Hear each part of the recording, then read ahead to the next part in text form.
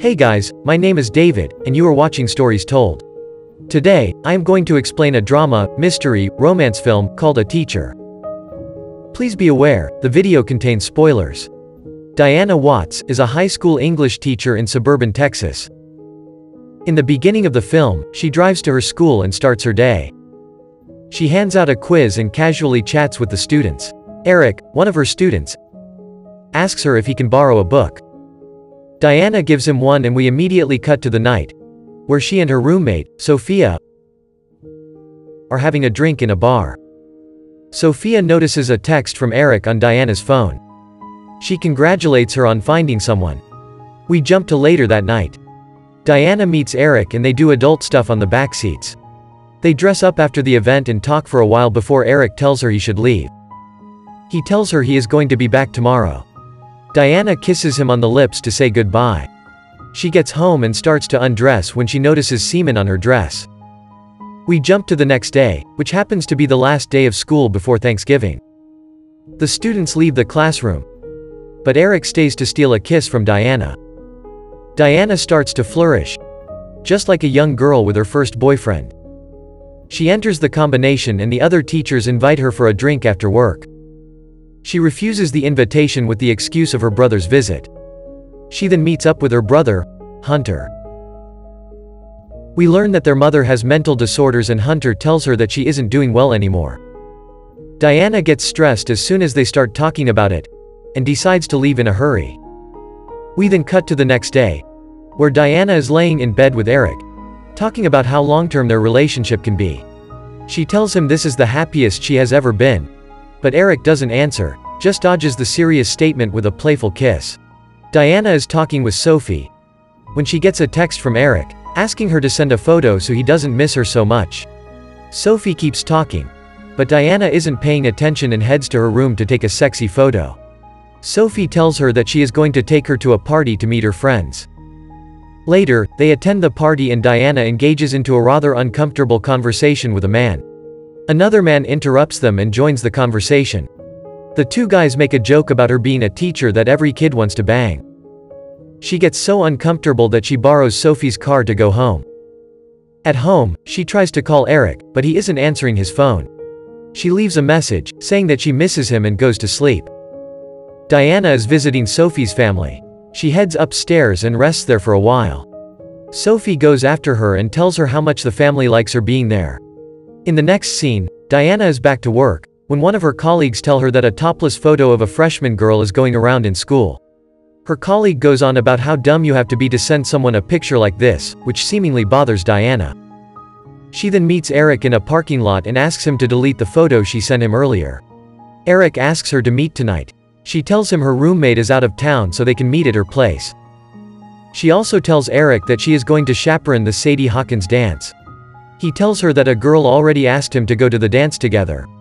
He says he needs to accept the invitation, so nobody will get suspicious of them. Diana gets a bit jealous, but lets him go without arguing about it. She then has a class with her students. They joke about asking the now famous freshman girl to the dance. We switch to Diana correcting papers, when she gets a call from Eric. They agree to meet at Eric's brother's place later. Eric takes the keys for the house and they enter. He isn't wasting time and asks Diana to take her clothes off as soon as they enter the bedroom. They do the stuff and we switch to another school day. They then drive to a ranch for recreational purposes. Eric unzips his zipper in the car and eludes her to do magic with her mouth. She gets the memo and begins to pleasure him. They plan to spend a romantic weekend together and enjoy each other's company. Diana wakes up next to Eric and takes a walk outside. She enjoys the silence, peace and the feeling of freedom without worrying about getting caught. She then heads back and enters the house carefully, to not wake Eric up. He pretends to sleep and scares her when she gets closer. They are doing adult stuff again, when someone approaches the ranch. The man is the ranch foreman and Eric's father's friend. He just stopped by to check who is in the house. Diana gets an anxiety attack as she is worried that the foreman is going to tell Eric's dad that he is there. Eric isn't worried about what happened, but Diana questions him if he even understands what would it mean for her if they get caught. He tries to calm her down, but she is way too stressed. Diana then tells him she wants to put things on hold. The atmosphere became cold between them. Eric approaches her and starts to seduce her. But she isn't in the mood and tries to shut him down. When Eric continues, she gets angry and pushes him away. The weekend ends and they get back to their daily lives. She gets to the school but her anxiety is through the roof as she watches the worryless Eric spending his day like any other. Diana is at home, watching TV, when Sophie comes home with a guy. She goes to bed, but she can't fall asleep as the sound of her roommate having the sex reminds her of Eric. The next day, she attends the Sadie Hawkins dance and sees Eric dancing with another girl. She rushes to the bathroom when the girls enter as well. She stares at her for a while, thinking about talking to her, but she eventually decides to stay quiet. She visits a liquor store and starts drinking to ease her anxiety. She then stalks Eric on his Facebook, going through his photos multiple times. She breaks one day and asks Eric to see her after class. Eric sits down next to her and asks what's up. Diana states that she misses him and invites him over. Eric agrees, when suddenly, another teacher bursts into the room without knocking. Diana sends her away and Eric asks her why she isn't worried about it anymore. Diana answers that she doesn't care anymore.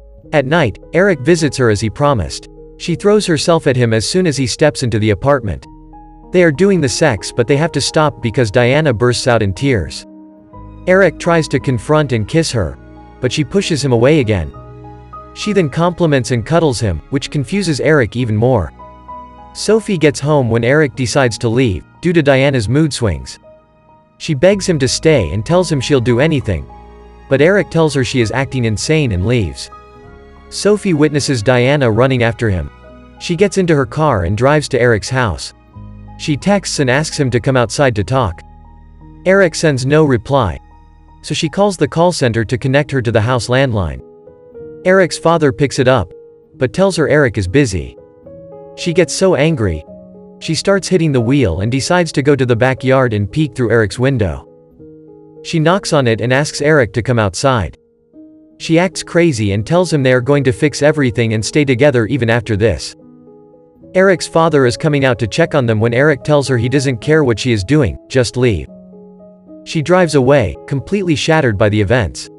She then arrives to a motel in the morning, and tries to calm down and rethink her situation. She checks her voicemail. There are 2 messages waiting. The first one is from Sophia. She is worried about her, but she quickly skips to the next one. The principal sent her the second message, telling her to get to the school as they have a situation with one of the students, Eric Hull. She collapses on the bed, starts crying uncontrollably when the screen cut black. Thank you for watching. If you enjoyed this video, please leave a like and subscribe. Thanks.